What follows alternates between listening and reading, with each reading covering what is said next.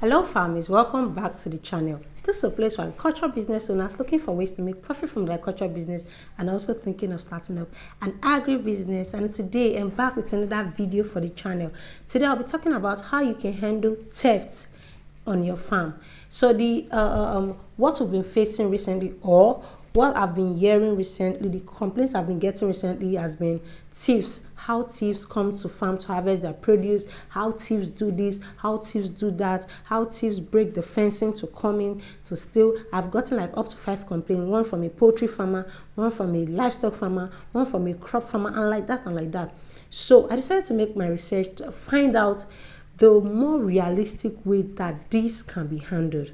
Okay, so if you're facing this issue on your farm, let me know in the comment section. And if you've been able to overcome theft on your farm, let us also know in the comment section so that people can learn from it. All right, let's dive in. The very first point I have here is hold your staffs accountable. I'm not going to come in with the CCTV and the rest. No, I'm going to say hold your staffs accountable. I've discovered that let's say 60% of the theft case that I've been hearing, once we investigate it, I'm not a detective anyway, but once we check it, we discover that most of them is the staffs that steals from the farm. Okay, nobody knows the operation of your farm except the people you hire in your farm. So hold your staffs accountable. This is what I do. Actually, when I was still hiring all these farm workers have to stay on the farm for some period of time before they go there. I will do settle with Bajaj. That's what I do. I will tell you, if I'm working on 6 acres, I'm going to give you half an acre to cultivate whatever you want on that half an acre. If I decide to do local beds or noilas, I will give you some portion. I'll get the wood, give you some portion that you can be doing on your own. I do this so that you can remove eyes from what is being done. Okay, that's the first way I handle it. And another way I handle it, I will tell you, I work with calculations anyway. I will tell you, on this acre of land, I want us to achieve, let's say 1 million naira. And if you're achieving 1 million naira, I'm going to give you a certain percentage out of that 1 million naira. But if we don't hit the 1 million naira, don't expect anything from me. Okay, and I've discovered that it works for me because they used to be gingered to work. They are interested. They really want to do something. And I do hit my target. To be honest, I really do hit my target with those strategies. So I think you should try that. And like I do say, I've never experienced theft on my farm, maybe because of the ways I do handle them. I don't give my workers the opportunity to steal from me, and I don't like hinder them from doing anything that will give them money. Okay, if you're on my farm to work for 1 year, my own is if it's morning to 6 p.m. that you can do my work, do it. If it's 7 p.m. to 10 p.m. or whatever time you want to go and do your own work to fetch your money, do that. That is your own business. But I noticed that some farm owners, they just want the farm workers to be on the farm 24/7, and we are not feeding them enough. These people need money to sustain themselves, especially those that we are not paying salary. Okay, they need money to feed. They need money to do 1 or 2 things. Like men, really, they feel accomplished when they have little cash in their pocket. So if you are not giving them the opportunity to go out and maybe get 1 or 2 things, you are kind of hindering them. And I don't do that. Okay, I give the opportunity to go to other. I will tell you, mine is start my work by 6 o'clock or 6:30 in the morning, go for break by 12 o'clock, eat, do whatever you want to do, resume back in the evening. The petty ones that can be done in the afternoon should be done, but in the evening, like afternoon, you cannot really work because of sun. Some people make their workers work. I don't make them to work. From 4 to 7, you do my work. So that period of time, the 2-3 hours I've given them to themselves, they use it to go out to find other works to do. That does not concern me. Okay, so that's one way you can handle theft. Satisfy your workers, then hold them accountable. Okay, also give them targets. Giving them targets to make them sit up. Let's take this poultry owner for example. You just hire farm workers. After setting up a poultry farm, you have like 5,000 birds, and you're telling them, take care of them, feed them. You are providing everything for the birds on the farm, and you are like looking away from your farm workers. They will think, Oga has money, but it's not giving us. Let us sell the egg.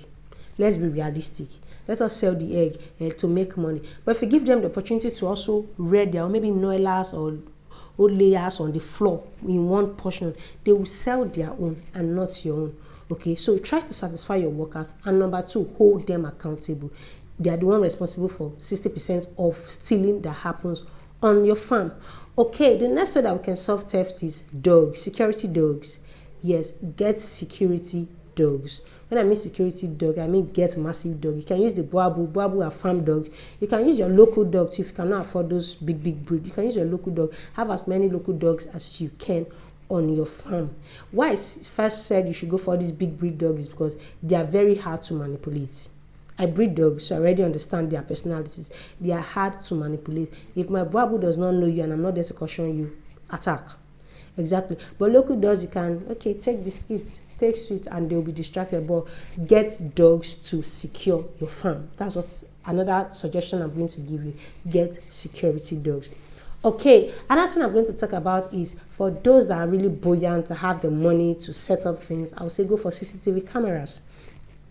I have a friend that did it, that set up CCTV camera on his farm, because on his pig farm, his pigs were giving birth and he was not seeing piglets. If you watched my video on a visit to a pig farm, you would have heard me say something like that. The pig farm, the pigs were multiplying, but he was not seeing any piglets until he had to install CCTV camera, and the workers became so careful that when he born, they go tell you, say, oh God, you don't born. So that brings us to the first point: hold your staffs accountable. Install CCTV camera to monitor every activity that is going on the farm. That's for those that are really buoyant enough to afford CCTV camera. But if you're a starter and you don't really have money to do CCTV camera, like I said, hold your staffs accountable. Okay, and finally, this is not really realistic, but I have to put it to the list so that, you know, we cannot tell it might really help. Fence your farm. Well, if you have like 100 hectares of farm, how do you fence everything? The cost of fencing alone is very expensive. But for those that have just like small portion of farm that are just starting out, maybe you're going to, like, especially if you're going into livestock, please fence your farm. It's very important. Fencing your farm from strangers, from intruders, from anybody just walking into your farm. Just try to fence your farm. Even though it's bamboo that used to fence it, fence your farm. Okay, I hope my points are realistic enough. I hope I nailed it. I hope you got 1 or 2 points, and I hope you can like pick one to work on your farm. Okay, like I said before I started this video, if you've experienced stuff and you've been able to handle it, let us know in the comment section so that others can learn from it too. All right, if you got value, you know what to do. Smash the like button, smash the subscribe button, and I'm going to see you guys in my next video.